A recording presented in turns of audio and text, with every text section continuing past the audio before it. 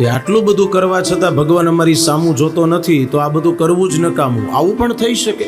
એટલો બધો અભાવ આવી ગયો કે વિદ્યારણ્ય સ્વામીજીએ બધું જ મૂકી દીધું. સંધ્યા, પૂજા, પુરસ્ચરણ, અનુષ્ઠાન બધાનો ત્યાગ કરી દીધો. આમ કરતા કરતા ઘણા વર્ષો વીતી ગયા.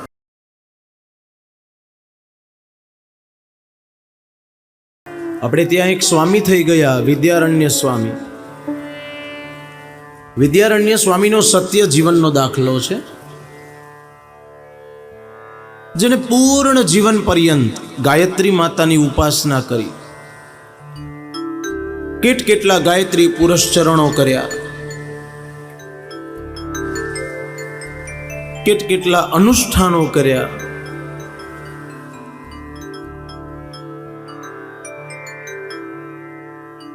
છતાં માં ગાયત્રીએ દર્શન ન આપ્યા, પ્રસન્ન ન થયા. ઘર બાર છોડી અને ગંગાના તટ પર જતા રહ્યા. ત્યાં વર્ષો સુધી તપશ્ચર્યા કરી, તોય માં ગાયત્રી પ્રસન્ન ન થયા. છેવટે બધું જ જપ તપ બધું મૂકી દીધું. અભાવ આવી ગયો. હા, ઘણીવાર ભક્તિમાં આવું પણ થાય કે આટલું બધું કરવા છતાં ભગવાન અમારી સામું જોતો નથી, તો આ બધું કરવું જ નકામું. આવું પણ થઈ શકે.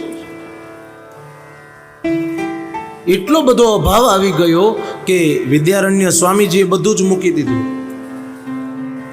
સંધ્યા, પૂજા, પુરસ્ચરણ, અનુષ્ઠાન બધાનો ત્યાગ કરી દીધો. આમ કરતા કરતા ઘણા વર્ષો વીતી ગયા.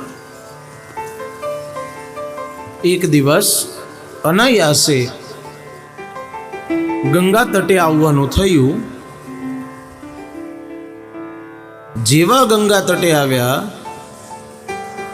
સ્નાન કર્યું છે, સ્નાન કરી બહાર આવ્યા. અને પેલો ક્રમ હતો ને કે જેવા સૂર્યનારાયણના દર્શન કરે, અર્ઘ્ય આપે એટલે ગાયત્રી મંત્ર મુખથી બોલાઈ જાય. ન બોલવો હોય તો પણ બોલાઈ જાય, કેમ કે આટલા વર્ષો જેમણે જે અનુષ્ઠાન કર્યું હોય એ મનથી ભલે નક્કી કરે પણ જીભથી તો બોલાય જ જાય, એ વિસ્મૃત ન થાય.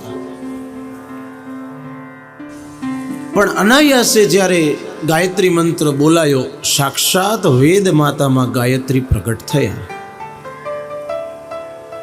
જેવા વેદ માતા પ્રકટ થયા એટલે વિદ્યારણ્ય સ્વામી મોઢું ફેરવી ગયા, ચાલવા લાગ્યા.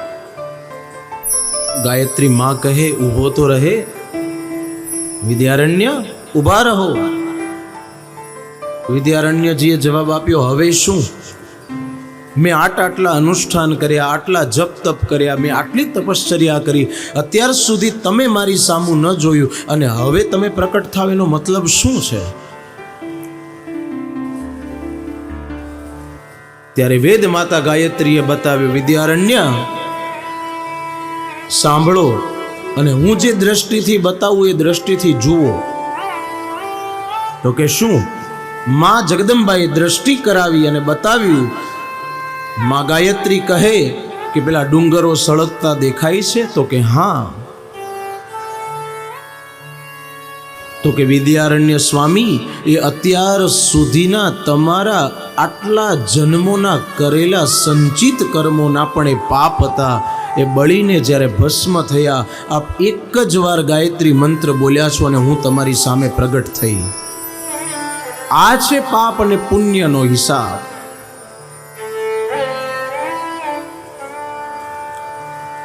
જ્યારે પાપનો જથ્થો નાશ પામે ત્યારે પુણ્યનો ઉદય થાય, અને જેવો પુણ્યનો ઉદય થાય એટલે તત્ક્ષણ કલ્યાણ થાય. આ નિશ્ચિત છે.